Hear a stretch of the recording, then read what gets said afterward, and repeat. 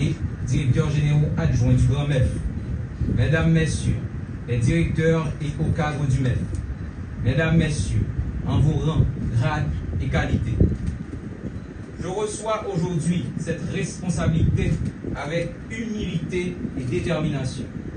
Je mesure pleinement le poids de la mission qui m'est confiée à un moment où notre pays fait face à des besoins immenses, besoins sécuritaires, besoins humanitaires, besoins sociaux, besoins de reconstruction de la confiance et besoins de financement de l'action publique.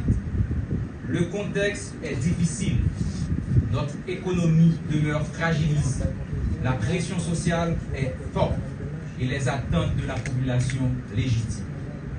Les données récentes confirment la persistance des tensions, contraction de l'activité économique, inflation élevée et vulnérabilité structurelle, malgré certains facteurs de stabilisation, notamment sur le taux de change.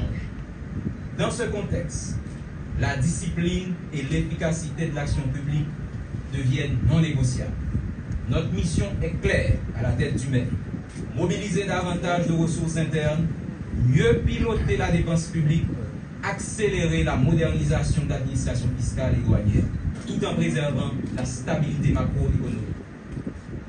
Les recours au financement monétaire ne font que fragiliser la monnaie, nous le savons tous, et elles alimentent l'inflation, pèsent d'abord sur les ménages les plus vulnérables. Quand les prix augmentent et que la goutte se déprécie, ce sont les familles vulnérables qui payent avant tout le prix de l'instabilité.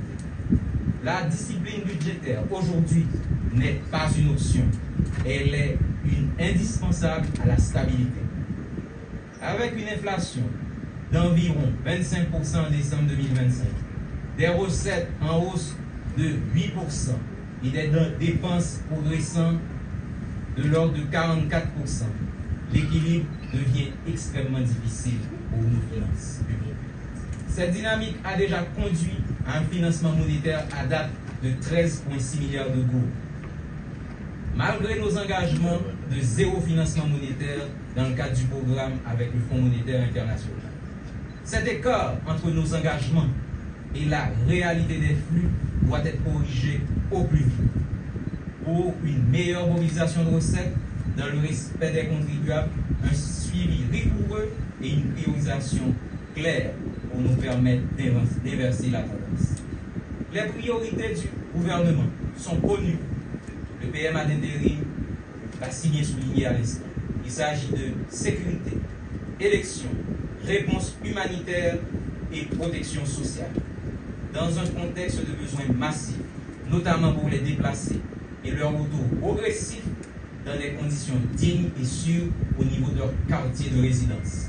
En conséquence, ces priorités exigent des ressources additionnelles réelles et une administration fiscale et douanière performante.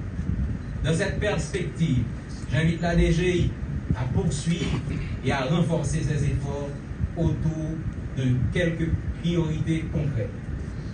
La mise à disposition régulière et à temps des données relatives aux ordres de paiement émis et payés. L'amélioration progressive de la visibilité sur les créances de la direction des grands contribuables. Si possible en temps réel ou à défaut via des estimations opérationnelles et fiables. Également, la DGI doit travailler pour qu'il y ait rapidement une accélération de la télédéclaration comme outil pour payer les impôts. La DGI a un rôle essentiel de contrôle, mais aussi de facilitation au service de la conformité et du civisme fiscal. À l'AGD, je salue les efforts déjà consentis et j'invite l'institution à poursuivre sa consolidation, en particulier sur le chantier de la production et de la remontée des données en temps réel. À cet égard, il revient de veiller à la disponibilité quotidienne des statistiques essentielles, notamment celles relatives aux ordres émis et encaissés. La mise à disposition dans les délais appropriés des données exploitables, comparables et directement utiles à la décision. Le renforcement par les directions concernées de pilotage plus fin des encaissements et du recouvrement.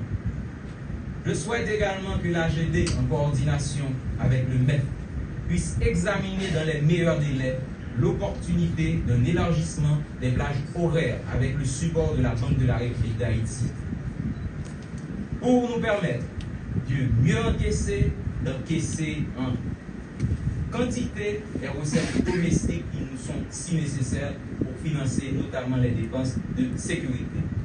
Lorsque les conditions le justifient, le service fiscal oblige tout citoyen à faire preuve de moralité en payant au fisc ce qu'il lui revient de droit. La survie d'Haïti ne dépend pas uniquement d'un ministre ou de plusieurs ministres. Elle doit être une œuvre collective. Tous les citoyens sont appelés, une fois de plus, et surtout, avec ma présence comme ministre de l'économie et des finances, de payer leurs redevances fiscales pour permettre au pays d'aller de l'avant. Les orientations déjà engagées en matière d'encaissement via les banques commerciales sont nécessaires pour permettre tant à la DGI et à la GD de mobiliser plus facilement, plus rapidement les ressources qui nous sont tant indispensables. La mobilisation des recettes est indispensable. Elle devra aller de pair avec un pilotage plus rigoureux et plus réalisible de la dépense. Il est nécessaire d'avoir un suivi rapproché des grandes institutions dépensières afin de réduire les problèmes de prévisibilité et de limiter les tensions de trésorerie. La discipline budgétaire est un travail collectif qui ne repose pas uniquement sur le MEF, mais sur l'ensemble des gestionnaires publics, des ministres, des directeurs généraux, tout bonnement de l'ensemble des ordonnateurs. Dans cet esprit, nous mettrons immédiatement le cap sur la préparation d'un budget rectificatif 2025-2026, qui doit être finalisé dans les meilleurs délais afin d'aligner les crédits budgétaires sur les priorités du gouvernement, tout en limitant le déficit budgétaire déjà enregistré par rapport au cap quant à la collecte de recettes prévues.